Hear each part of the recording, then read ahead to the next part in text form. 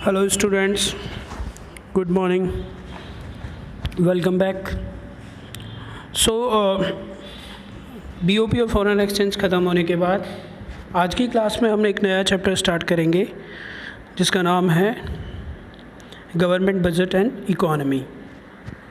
Students काफ़ी important chapter है और इसको सीखने के बाद आपको इसमें काफ़ी इंटरेस्टिंग फैक्ट्स को जानने को मिलेगा कि सरकार बजट कैसे बनाती है, टाइप्स ऑफ बजट क्या होंगे, बजट बनाने के पीछे का गवर्नमेंट का ऑब्जेक्टिव क्या होता है, गवर्नमेंट के पास सोर्स ऑफ फंड्स क्या होंगी, जनता पे उसका प्रभाव क्या पड़ेगा। तो काफ़ी सारी चीज़ें इस चैप्टर में आपको सीखने को मिलेंगी। तो बहुत इंटरेस्टिंग चैप्टर है बड़े ध्यान से समझिएगा। सबसे पहली बात, इसका नाम जैसे कि डिफ़ाइन कर रहा है चैप्टर क्या है कि गवर्नमेंट बजट। तो गवर्नमेंट मतलब सरकार और बजट मतलब कि सरकार का बजट क्या है बेसिकली, ठीक है। तो बजट होता क्या है सबसे पहली बात।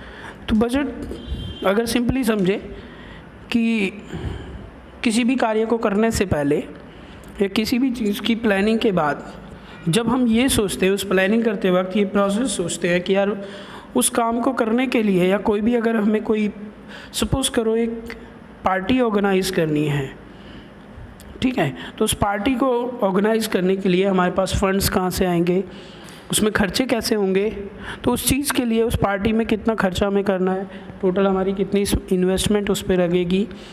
तो उस सब के लिए पहले से हमें प्री प्लान करना होता है अपने मनी टर्म्स को लेके। तो बजट भी कुछ वैसी ही चीज़ है। तो बजट को अगर मैं सिंपली समझने की कोशिश करूं तो बजट को टेक्निकली क्या कहा गया, budget is a financial statement. बेटा क्या है, ये एक फाइनेंशियल स्टेटमेंट है, ठीक है।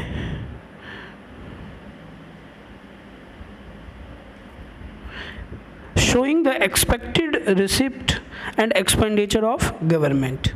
तो बजट क्या है, एक वो फाइनेंशियल स्टेटमेंट है जो बताता है कि सरकार के फ्यूचर में, इनकमिंग फ्यूचर ईयर एक्सपेक्टेड उसकी रिसिप्ट कहाँ से होंगी, मतलब सरकार को कमाई की सोर्सेस क्या रहने वाली हैं और सरकार वो जो पैसा कमाएगी उसको खर्च कहाँ करेगी, ठीक है।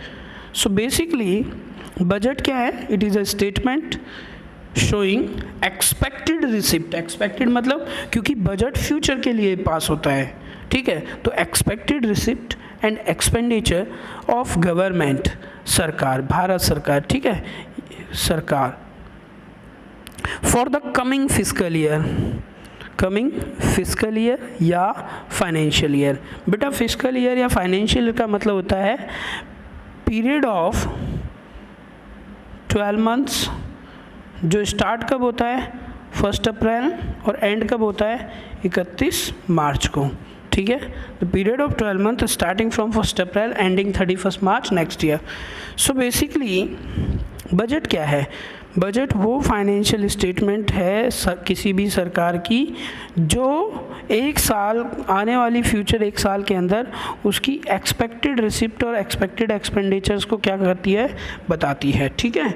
तो अनुमानित कमाई और अनुमानित लागत एक साल के अंदर सरकार की क्या होगी, उस चीज़ की जो स्टेटमेंट होती है, आर्थिक स्टेटमेंट, उसको क्या कहा जाता है, बजट कहा जाता है, ठीक है।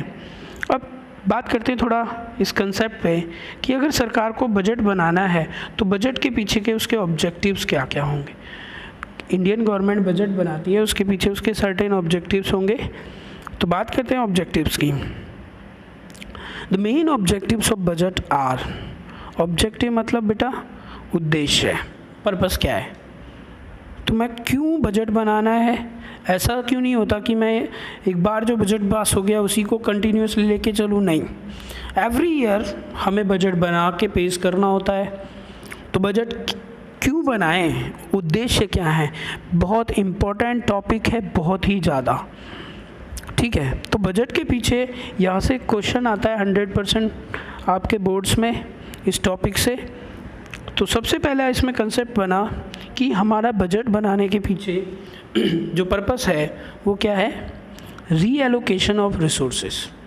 रीएलोकेशन ऑफ रिसोर्सेस मतलब कि मेरी कंट्री के पास जितने भी संसाधन हैं उसको दोबारा से रीडिस्ट्रीब्यूट करो। रीडिस्ट्रीब्यूट करो इन द सेंस कि मतलब जो रिसोर्सेस में इनकम हमारी कंट्री के पास वेल्थ है, मनी है, उसको दोबारा से रीडिस्ट्रीब्यूट करो ताकि इकॉनमी में क्या बनी रहे, इकॉनमी में इक्वालिटी बने, ठीक है, इक्वालिटी आए, लोगों के ऊपर हम क्या करें, लोगों को सुकून भरी लाइफ दे सके एक कंट्री के अंदर। तो जो भी हमारे पास रिसोर्सेस होती हैं, पब्लिक गुड्स होते हैं या जो भी हैं, उनका से रीएलोकेशन करना, दोबारा से बंटवारा करना, ये हमारा क्या है, पहला उद्देश्य होता है, ठीक है। दूसरा, redistribution of income and wealth. Redistribution of income and wealth काफ़ी इंपॉर्टेंट है, इसका इंडिविजुअल क्वेश्चन बन सकता है। मतलब क्या है इस पॉइंट से बजट में क्या उद्देश्य बनता है। तो redistribution of income and wealth का मतलब क्या है कि जो डिस्ट्रीब्यूशन ऑफ इनकम है, आप अगर देखते हैं तो कंट्री के अंदर क्या है कि बहुत सारे लोग बहुत ज़्यादा क्या है, वेरी पुअर, और बहुत सारे क्या है, वेरी रिच, बहुत अमीर हैं। तो ये क्यों है, क्योंकि डिस्ट्रीब्यूशन ऑफ इनकम जो है या वेल्थ है वो क्या इक्विवेलेंट नहीं है, एक समान नहीं है। तो जब बजट बनाते हैं तो उसमें इस बात का ध्यान रखा जाता है कि जो वेल्थ है या इनकम है उसका डिस्ट्रीब्यूशन सही से हो पाए, ठीक है। तो कैसे redistribution of income and wealth कैसे होता है, by imposing high taxes. High tax किस पे इम्पोज कर दीजिए, जो रिच पर्सन है, अमीर लोगों पे, और उसी पैसे को in the form of subsidies किस पे खर्च करो, पुअर पीपल्स पे। तो उससे होगा क्या कि जो हमारी इनकम और वेल्थ है वो सही से डिस्ट्रीब्यूट होगी, लोगों में समानता बनी रहेगी, और क्या होगा, इक्वालिटी की बात हम कर पाएंगे तब, ठीक है। Next is economic stability. Economic stability का मतलब क्या कि देश के अंदर आर्थिक रूप से हम कैसा होना चाहिए, स्टेबल होना चाहिए। स्टेबल मतलब जिसमें ईजिली चेंजेस ना हो। तो इकोनॉमिक स्टेबिलिटी होना ज़रूरी है। तो इकोनॉमिक स्टेबिलिटी कब नहीं होगी, जब प्राइसेस में बहुत ज़्यादा क्या होगा, उतार चढ़ाव होता रहेगा। तो बजट बनाने के पीछे का एक हमारा उद्देश्य ये भी रहता है कि जो एक्सेसिव फ्लक्चुएशंस होती हैं प्राइस में उसको कंट्रोल किया जाए थ्रू द बजटरी पॉलिसीज़, ठीक है। हमारी बजटरी पॉलिसीज़ या मॉनेटरी पॉलिसीज़ के थ्रू हमें क्या करना चाहिए, ये जो स्टेबिलिटी है इसको मेंटेन करना होगा, ठीक है। Next is management of public enterprises. Public enterprises का मतलब होता है सरकारी कंपनियाँ, ठीक है। तो जो सरकारी कंपनियां हैं उनको क्या करना है, मैनेज करना है। तो मैनेजमेंट ऑफ पब्लिक एंटरप्राइजेस के अंदर ऑब्जेक्टिव क्या होता है कि हमें बजट में ये सोचना चाहिए कि जो भी पब्लिक एंटरप्राइजेस हैं मैक्सिममली गुड्स एंड सर्विसेज वो अपने खुद के मैकेनिज़्म से लोगों को दें, क्योंकि गुड्स एंड सर्विसेज अगर पब्लिक एंटरप्राइजेस के मिलेंगे तो एक तो वो लो कॉस्ट पे मिल जाएंगे और उनकी जो रीच होगी वो क्या होगी, हाई रीच होगी, मतलब ज़्यादा लोगों तक वो पहुंच सकेंगे, ठीक है। तो वो पब्लिक एंटरप्राइज में जैसे रेलवे हो गया, तो पब्लिक एंटरप्राइज है तो ज़्यादा लोगों तक रेलवे पहुँचे, कम पैसे में लोग सफ़र कर पाएँ, ठीक है, समझ गए। चलिए नेक्स्ट ऑब्जेक्टिव क्या है, इकोनॉमिक ग्रोथ। अब देखो सबसे मेन चीज़ क्या है, हमारा सारा कुछ करने के पीछे का उद्देश्य क्या है, देश की ग्रोथ होनी चाहिए। तो इकोनॉमिक ग्रोथ कब पॉसिबल है, जब ऑब्जेक्टिव्स ऑफ बजट को हम सक्सेसफुली बना पाएँ और एग्जीक्यूट कर पाएँ, ठीक है। तो इकोनॉमिक ग्रोथ मतलब growth in terms of GDP, समझ पा रहे हैं। तो जीडीपी की टर्म्स में हमारी ग्रोथ भी क्या होनी चाहिए, ये एक उद्देश्य होना चाहिए, हमारा ऑब्जेक्टिव्स होना चाहिए बजट का कि हमारी कंट्री की जीडीपी क्या होनी चाहिए, बढ़ जानी चाहिए। तो ये थे बेसिकली ऑब्जेक्टिव्स ऑफ बजट। मैं आपको पहले भी बोल चुका हूँ, फिर से बोलूँगा बेटा, ऑब्जेक्टिव्स ऑफ बजट में ये काफ़ी इम्पोर्टेंट है। और नेक्स्ट है generation of employment. Employment generation का मतलब क्या है कि लोगों को काम मिल सके। तो बजट में ऐसा भी आपको प्रोविज़न रखना चाहिए जिसमें क्या हो, एम्प्लॉयमेंट को बढ़ावा दिया जाए, ठीक है, यानी कि लोगों को थोड़ा काम मिले, हमारा अनएम्प्लॉयमेंट रेशो कम हो, यंग एज को क्या हो, ज़्यादा चांसेस मिले काम करने के लिए, जो हमारा यूथ है। बात समझ पा रहे हैं? तो these are the basic objectives of budget. I hope आप समझ गए होंगे बेटा। रीडिस्ट्रीब्यूशन ऑफ वेल्थ, और फर्स्ट पॉइंट जो था हमारा बेसिकली क्या, reallocation of resources and redistribution of wealth. यहाँ से इंडिविजुअल क्वेश्चन बन के आया है कई बार, तो आप ये दोनों पॉइंट्स को अच्छे से एक्सप्लेन करेंगे और समझेंगे। आपको नोट्स मिल जाएंगे, वरना आप इनको बुक से ज़रूर एक बार पढ़ के ज़रूर देखेंगे, ठीक है। चलिए आगे बढ़ते हैं। So next concept basically components of budget. मतलब क्या है कि बजट किन चीज़ों से मिलके बनता है, बजट के फैक्टर्स क्या हैं, किन किन चीज़ों पे बजट डिपेंड करता है। तो बजट बेसिकली एक रेवेन्यू बजट होता है, एक कैपिटल बजट होगा, ठीक है। तो there are two components of budget, revenue budget and capital budget. अब ये क्या है, किसको रेवेन्यू बजट कहा जाएगा, किसको नहीं, ज़रा नेक्स्ट समझते हैं, ठीक है। सबसे पहले बेटा रेवेन्यू बजट क्या होगा, तो किस बजट को रेवेन्यू बजट का नाम दिया जाएगा बेसिकली। सो बेटा समझते हैं। Revenue budget consist of revenue receipt, वो बजट जिसके अंदर जितनी भी रिसिप्ट होंगी वो किस नेचर की होंगी, रेवेन्यू नेचर की, and expenditure made from such revenue, और जो भी सरकार खर्चे करेगी वो उस ही रेवेन्यू से खर्चे करेगी। तो वो बजट जिसमें आप एक्सपेक्टेड रेवेन्यू रिसिप्ट और एक्सपेक्टेड रेवेन्यू एक्सपेंडिचर को लिखते हो, उसको नाम क्या दिया जाता है, रेवेन्यू बजट। तो बेसिकली अगर मैं चाहूँ तो मैं ये भी कह सकता हूँ revenue budget is a estimated statement of revenue receipt and revenue expenditure of the government. तो सरकार का कितना एस्टिमेटेड रेवेन्यू रिसिप्ट रहेगा और कितना उसका एस्टिमेटेड रेवेन्यू एक्सपेंडिचर रहेगा, इसकी जो एक स्टेटमेंट होती है उसको क्या नाम दिया जाता है, रेवेन्यू बजट। अब सबसे इम्पोर्टेंट क्वेश्चन ये है कि सर रेवेन्यू का मतलब क्या है, रेवेन्यू मतलब क्या, किसको रेवेन्यू बजट कहा जाएगा। तो रेवेन्यू बजट का मतलब क्या होता है, वो बजट या वो रिसिप्ट, रेवेन्यू रिसिप्ट कौन सी, वो रिसिप्ट जिनकी वजह से कंट्री की ना तो एसेट्स में कमी आए और ना कंट्री के ऊपर कर्जा हो जाए, यानी लायबिलिटी बढ़े। ऐसी रिसिप्ट्स को हम क्या कहते हैं, बेसिकली रेवेन्यू रिसिप्ट, जो सरकार की रैकरिंग नेचर की रिसिप्ट है, जो सरकार को मिलती रहती है, जैसे टैक्स का हो गया या आपका हो गया फाइन एंड पेनल्टीज़ हो गया, ठीक है।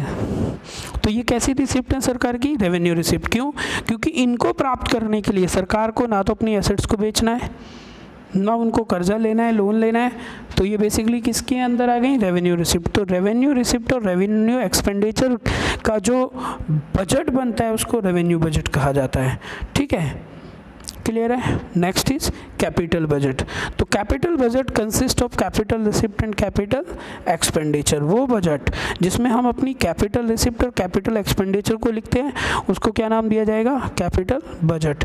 सवाल उठता है सर कि कैपिटल बजट क्या है, सॉरी कैपिटल रिसिप्ट किसको कहा जाए और कैपिटल एक्सपेंडिचर किसको कहा जाए। देखो बेटा, कैपिटल रिसिप्ट वो रिसिप्ट होती हैं जिनके बदले या तो सरकार की एसेट्स में कमी आ जाएगी या सरकार के ऊपर कर्जे बढ़ जाएंगे, ठीक है। तो यानी कि जैसे सपोज करो मैं कहता हूँ सरकार ने अपनी रेलवे स्टेक बेच दी, तो रेलवे को बेचा, या सरकार ने अपने 10 या 100 ट्रेनें बेच दी, तो सरकार ने क्या किया, अपनी एसेट्स को कम कर दिया, तो उनको बेच के जो पैसा मिलेगा वो क्या कहलाएगा, कैपिटल रिसिप्ट। और कैपिटल एक्सपेंडिचर का मतलब क्या होता है, वो खर्चा जो हमें लॉन्ग टर्म बेनिफिट प्रोवाइड करता है, ठीक है, या वो खर्चे जिसकी वजह से कंट्री की क्या बढ़ जाती हैं, एसेट्स बढ़ जाती हैं। जैसे सरकार ने स्कूल्स बना दिए, ब्रिजेस बनाए, ठीक है, डैम्स बनाए, तो इन पे जो खर्चा होगा उसका बेनिफिट 1 साल से ज़्यादा मिलेगा, तो वो किस नेचर का है, कैपिटल नेचर का है, ठीक है। तो कैपिटल बजट क्या होता है, estimation of capital receipts and capital expenditure. I hope आप समझ गए होंगे, ठीक है। चलिए, अब बजट के अंदर रिसिप्ट कितनी होंगी, मतलब जो हम बजट बनाते हैं उसमें पैसा आएगा कहाँ से। हमने पैसे की बात करनी है कि पैसा जो रिसिप्ट होंगी वो कितनी होंगी और कहाँ कहाँ से आएंगी। तो सबसे पहले बात करते हैं रेवेन्यू रिसिप्ट। तो जैसे कि मैंने पहले भी बताया, रेवेन्यू रिसिप्ट कौन सी होती हैं, दोज रिसिप्ट्स, वो रिसिप्ट, ठीक है, जिनकी वजह से विच डू नॉट क्रिएट, जो क्रिएट नहीं करते हैं क्या, एनी लाइबिलिटीज़, जिनकी वजह से ना तो कोई लाइबिलिटी क्रिएट होती है, and no reduction in assets, और ना उनकी वजह से किस में रिडक्शन होता है, सरकार की एसेट्स में। तो ऐसी रिसिप्ट को क्या नाम दिया जाएगा, रेवेन्यू रिसिप्ट, ठीक है। तो रेवेन्यू रिसिप्ट मतलब वो रिसिप्ट जो सरकार के पास अर्निंग तो हुई बट उनकी वजह से ना तो हमें कर्जों की ज़रूरत पड़ी, ना तो हमारे पर लाइबिलिटी बढ़ी, और ना ही हमारी किसी एसेट्स की कमी आई, न मतलब कि ना सरकार ने अपनी एसेट्स को बेचा है ना कर्जा लिया है, और फिर भी अगर उसको रिसिप्ट मिली तो वो कौन सी रिसिप्ट है, रेवेन्यू रिसिप्ट, ठीक है, रेवेन्यू रिसिप्ट, ठीक है। चलिए, तो रेवेन्यू रिसिप्ट क्लियर हुआ। अब रेवेन्यू रिसिप्ट हमें क्लियर हो गया। अब रेवेन्यू में भी जो रेवेन्यू है उसमें सबसे बड़ा फैक्टर क्या है हमारा, टैक्स। टैक्स क्या होता है, सबसे पहले ये समझे। टैक्स होता है बेटा एक कंपलसरी पेमेंट, एक कंपलसरी पेमेंट जो देनी होती है, टू बी मेड बाई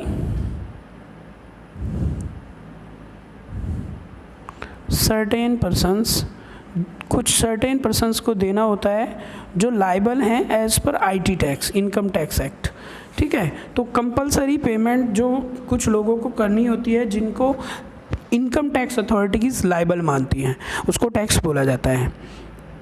और टैक्स में भी बेटा दो कैटेगरी डाली गई, एक डायरेक्ट टैक्स और इनडायरेक्ट टैक्स। डायरेक्ट टैक्स और इनडायरेक्ट टैक्स क्या है, इसका एक डिफरेंस हम पढ़ेंगे, बट मैं पहले एक एग्जांपल लेता हूँ। डायरेक्ट टैक्स का मतलब क्या होता है, वो टैक्स जिसमें बर्डन ऑफ पेमेंट, मतलब पे करने का बोझा, और इम्पोजिशन ऑफ टैक्स, मतलब जिस व्यक्ति पे टैक्स लगा वो दोनों अगर सेम है तो उसको डायरेक्ट बोलेंगे। मतलब वो टैक्स जिसमें पेमेंट बर्डन उसी व्यक्ति पे रहेगा जिस पे टैक्स लगा है तो उसको डायरेक्ट टैक्स कहा जाएगा। इसको हम आगे एक्सप्लेन करेंगे, समझेंगे आसानी से। जैसे कि अगर मेरी कुछ कमाई है, सपोज़ करो कि दीपक सर अर्निंग करते हैं 1 करोड़ रुपए साल का, तो भाई 1 करोड़ रुपए अगर अर्निंग है तो उस अर्निंग पे टैक्स देने की लायबिलिटी भी तो मेरी किसकी है, खुद दीपक सर की।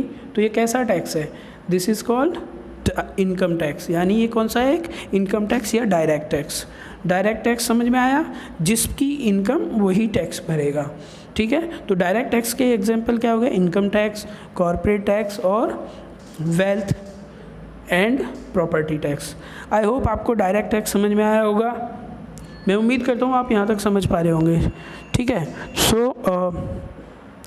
दूसरा है बेटा इनडायरेक्ट टैक्स। इनडायरेक्ट टैक्स क्या सर, वो टैक्स जिसमें इनडायरेक्ट टैक्स में क्या, पेमेंट बर्डन